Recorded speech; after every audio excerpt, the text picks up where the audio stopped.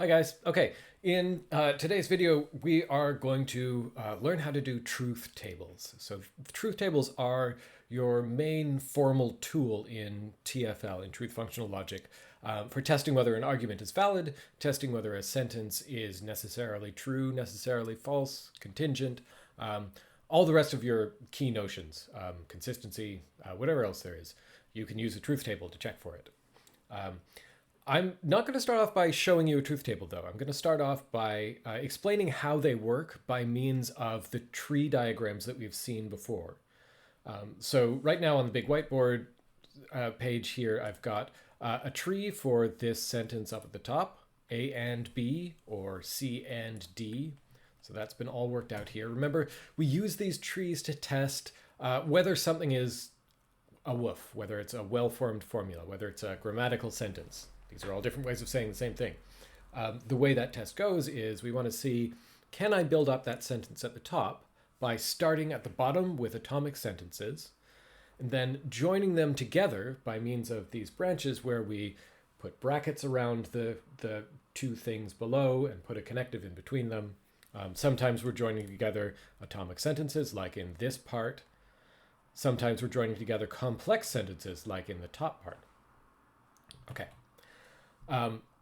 Just so you know what else is on the screen here, there's this bit with a date from 2019. That's just the lecture slides file that you can find on Canvas. That's going to just give me examples of sentences to do truth tables on. So that's all that's going to be doing.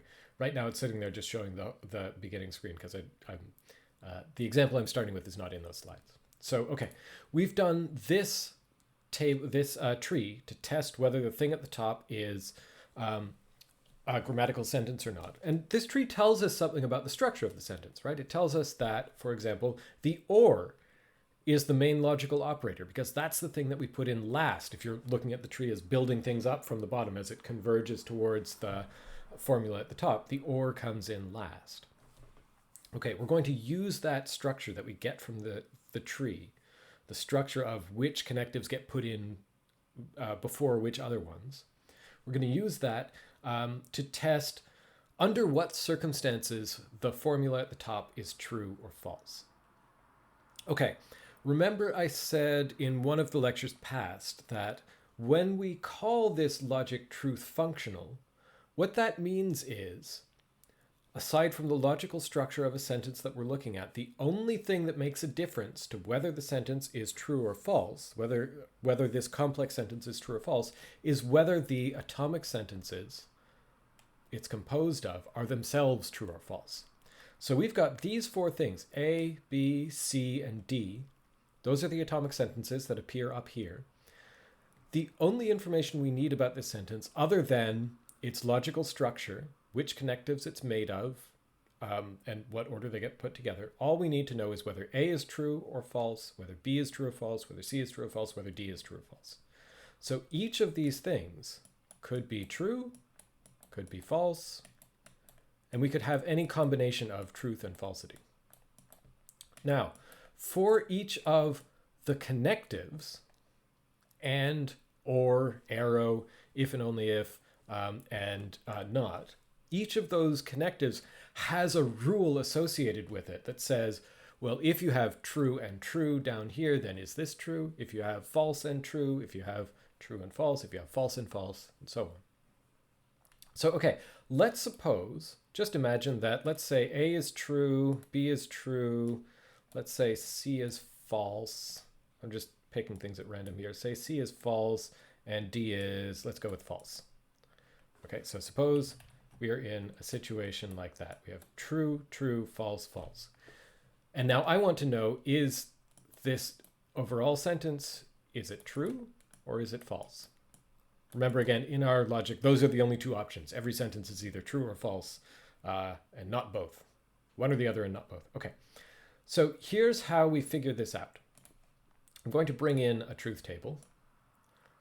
So here is, this is not complete yet, but here's what looks like an incomplete truth table. So the structure of this table, first of all, it's a table. It's got rows and columns. At the top, labeling the columns, I have, first of all, collected over to the left, this bit here is just supposed to be like a vertical line separating a left half and a right half. So on the left, we've got the atomic sentences that appear in the thing on the right. So in this case, A and B. And on the right, we have the sentences we're interested in this case, the sentence A and B. Okay. Now, in each row, we have a different combination of truth values for our atomic sentences. In this particular case, where we have just 2 atomic sentences, we're going to have 4 rows. There are 4 different combinations of truth values you could have for A and B. You could have both true. You could have 1 true and 1 false. That's these 2 combinations, depending on which one is true. Or you could have both false. Those are the only combinations. In general, when you have n atomic sentences, you have 2 to the power of n possibilities. So in this case, we have 2 atomic sentences. 2 to the power of 2 is 4. If we had 3 atomic sentences, 2 to the power of 3 is 8. So if we had a C in here as well, we would need 8 different combinations. We can talk about that later. But okay, what goes under here in the right-hand part of the truth table underneath the sentence we're interested in, there we find out on each row. So under the circumstances given on the left for that row, would this sentence be true or false? So I'm going to give you a truth table that captures the AND rule, the rule that tells you when you're dealing with AND, under what circumstances is the AND sentence true. So the AND sentence, A and B, this should make sense. When you say A and B is true, you're saying both of those things are true, right? So that means if A is true and B is true, then A and B is going to be true. But if either of those is false, so if A is true and B is false, then the sentence A and B is false.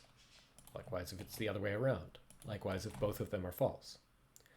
So the AND rule says, so when you look at something like this, here's part of that tree giving us the structure of the sentence we were interested in. We notice it's taking something here and putting them together with an AND rule. When I want to figure out, is this sentence that's put together with an AND, is that true or false? I look at the 2 atomic sentences, or the 2 inputs here. I see I have a true one and a true one. So that tells me I go to the table over here with the AND rule. I look at where's the row that has A true and B true. That's this one. And on that row, I see the AND sentence is true. So that tells me, I'm just going to clear out some of my markup here. In this case, when I have A true and B true, that means A and B is also true. On the other hand, if I look at this part of my tree, so here I have C false and D false. So I'm going to look, because this is again an AND, I'm going to look at the AND truth table. I'm going to look for the row where I have false, false. That's this one. And on that row, the AND sentence is false. So that tells me if C is false and D is false, then this sentence here, C and D, that's false. Okay, so now I know that this is true and this is false if we are in the situation described down here. So now I want to know about the top part. So I've got true and false. So I'm looking on the true false row of the truth table. But this time I'm not using an AND rule, I'm using an OR rule. So I need to look at a different truth table. This is the table telling me about AND sentences. What about OR sentences? Well, OR, the truth table for OR looks a bit different. Let me clear that out. Let me change this over to an OR. So A or B looks this way. So A or B, remember we said there's an inclusive OR and there's an exclusive OR. The OR sign, the V sign in our logic, is an inclusive OR. So that means A or B means at least one of these 2 things is true, and maybe both. A is true, or B is true, or both are true. So if we're on row 1 of the truth table, where A and B are both true, then the OR sentence is true, because this is an inclusive OR. On the other hand, if I'm on one of the middle two rows where just one of them is true, again, sentence is true. It says A or B. It doesn't say which, it just says at least one. But on the final row, where both of them are false, then the or sentence is false. Because this says A is true or B is true. If both of them are false, then neither of them is true. So that doesn't work. Okay, so come back to where we were working over here on our original sentence. I'm looking at this last step. I'm taking true and false. So I'm on this row of the truth table. It's an or, that's why I'm doing this table. This tells me that that or sentence, because you input true and false, that or sentence is true under those circumstances. So that answers my question. If A is true, B is true, C is false, D is false, then this big sentence, A and B or C and D is true. Ta-da, the end. Okay, so that's one thing you can do with truth tables. You can use truth tables to state the rules for certain connectives, right? And you can consult it to, work through your diagram and see, given certain truth values of the atomic sentences involved, is your original sentence true or false? But we can also systematize that. So here's something we can do. I can do a truth table for that big sentence. So let me copy that and paste it in here. So I am now going to do a truth table for that sentence as a whole. Here's what I want to get from that sentence. I want to find out, for any combination of possible truth values of A, B, C, D, is that big sentence going to be true or false? So then I'm going to need to add some additional atomic sentences over here. I'm going to have to check on 2 to the power of 4, so 16 different rows. And I want to find out on each row, is this sentence true or false? So if I had the thing we just checked was one row of the truth table. In other words, one possible combination of truth values, namely true, true, false, false. That's what we looked at. We found out the answer there was true. Okay. What we're going to work on for the rest of this part of the module with truth tables is how to fill these things out. So you're going to have to learn a rule. So a truth table like the ones that I showed you for and for or, that state the rules for each of the connectives. And then you're going to have to get practice with chaining those things together to do truth tables for more complex sentences. And then you're going to learn how to read a truth table, a completed truth table for, let's say, an argument to test whether it's valid or not, or to look at a complete truth table for a sentence to test is it necessarily true, necessarily false, or contingent. Okay, I'm going to stop this video here, and the next one will be how to set up a truth table for a complex sentence, and then we'll work on some examples.